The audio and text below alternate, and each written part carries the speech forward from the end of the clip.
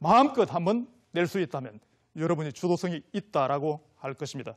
그런 점에서 우리가 주도성을 분명히 생각해야 되겠죠. 또 우리가 참 운이 좋습니다. 어떤 사람들입니까? 우리의 선조들, 특히 조선시대의 선비들, 이런 선비들로부터는 상당히 좋은 DNA를 물려받았습니다. 그것이 바로 선비정신이 아니겠습니까? 선비정신이 뭡니까? 여러분 자신이 반드시 목에 칼이 들어와도 할 말을 한다라는 것입니다. 그러나 누구를 위해서 합니까? 자기 자신의 이익을 위해서 합니까? 아니다 이거죠. 다른 사람들을 위해서, 대의 명분을 위해서, 그렇게 사회적인 어떤 대의를 위해서 내가 말을 하고 내가 분명히 주장할 수 있다면 그거는 정말 주도적이다 이런 생각이 듭니다. 그런 면에서 우리가 주도성을 가지고 일방적으로 절대 양보하지 말아야 되겠다. 이것이 첫 번째의 원칙이었습니다. 두 번째를 보시게 되면 먼저 주라입니다. give and take. 그래서 give를 먼저 하고 나면 반드시 생긴다는 것입니다. 우리의 설득의 심리학을 지었던 로버트 치알디니 같은 경우에는 상호성의 법칙이라고 명명을 했습니다. 여러분들이 시식코너를 가봤죠? 백화점에 운영하는 시식코너 같은 데를 가보게 되면 여러분들이 그걸 집어 먹으면서 어떠한 생각이 듭니까? 뭔가 빚진 느낌, 죄의식 같은 이런 것들이 생긴다라고 이야기를 합니다. 근데 사실 바로 그런 생각을 안 가져도 되는데 말이죠. 왜 그러냐면 이 시식코너를 운영하는 집이 30% 정도 매출을 더 올린답니다. 그래서 이제는 여러분들이 알았기 때문에 그냥 드시기 바랍니다. 그리고 빚진 느낌을 절대 갖지 않도록 하는 것이 좋겠습니다. 자, 그런 점에서 우리가 이 시식코너에서 벌어지는 빚진 느낌을 만드는 것, 이것이 바로 기업의 전략이라고 볼 수 있겠습니다. 이건 뭡니까?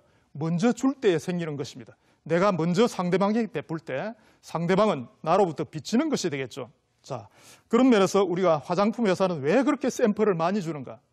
우리에게 공짜가 아니죠.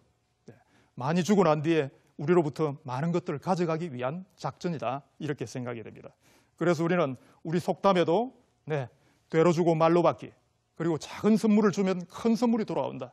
이제 여러분들이 실천해 보시기 바랍니다. 세 번째는 뭡니까? 세 번째는 작은 선물을 준비하라. 이 작은 선물을 준비하는 것도 바로 먼저 주기와 연관이 되어 있습니다. 내가 내 호주머니에 작은 사탕이라도 몇 개 갖고 다니시기 바랍니다. 자, 다른 조직 구성원들에게 여러분이 하나씩 주면서 김 과장, 박 대리, 요거 한번 먹어봐. 이렇게 하는 것이 절대 공짜가 아니죠. 그 다음에 여러분이 어떤 부탁을 할 때 있으면 바로 가서 요걸 좀 부탁한다 라고 할 때에 얼마나 편한 거래가 일어나겠습니까? 그런 면에서 우리가 중국에서는 비즈니스에서 이런 말을 한다 그럽니다. 중국 비즈니스 사람들이 평소에 밥을 자주 먹는다. 평소에 밥을 먹다가 그리고 문제가 벌어지면 전화 한 통화만 해서 해결을 한다라고 이야기를 합니다. 자, 이게 바로 지혜겠죠. 그런데 이 설득 협상력이 부족한 사람들은 문제가 터질 때 꼭 밥 먹자라고 전화를 한다는 겁니다. 그때는 이미 늦은 겁니다. 그래서 내가 평소에 관계를 잘 만들고 그리고 밥을 자주 먹다가 결정적인 순간에 내가 전화를 할 수 있다는 겁니다. 이게 바로 먼저 주고 항상 작은 선물을 준비하고 하는 과정 속에서 생길 수가 있습니다. 그런 면에서 우리는 지금부터 윈윈으로 가봐야 되겠다. 내 혼자만 먹고 다른 사람은 핍박시키는 것이 아니라 상대방과 내가 상생하고 공생할 수 있는 이런 장치의 윈윈의 세계로 가야만 되겠습니다. 그래서 이 윈윈을 위해서는 여러분들이 상대방에게 베푼다 하더라도 반드시 제대로 된 주기의 법칙이 필요하다는 것입니다. 그래서 세 가지가 나오죠. 첫 번째는 공평한 기준이 필요합니다. 두 번째는 상대방의 요구에 초점을 맞춥니다. 그리고 반드시 솔루션일 필요는 없다는 것입니다. 이게 도대체 무슨 말들일까요? 여러분들이 공평한 기준 들어보셨습니까? 우리가 흔히 영어로 fair하다라는 이야기를 합니다. fair하다. 상대방과 내가 어떤 일정한 기준을 가지고 이게 참 공평한 느낌을 갖는다. 이럴 때 우리가 fair하다라고 이야기를 합니다. 자, 저는 그런 실험을 해봤습니다. 세 사람에게 100만 원을 주었습니다.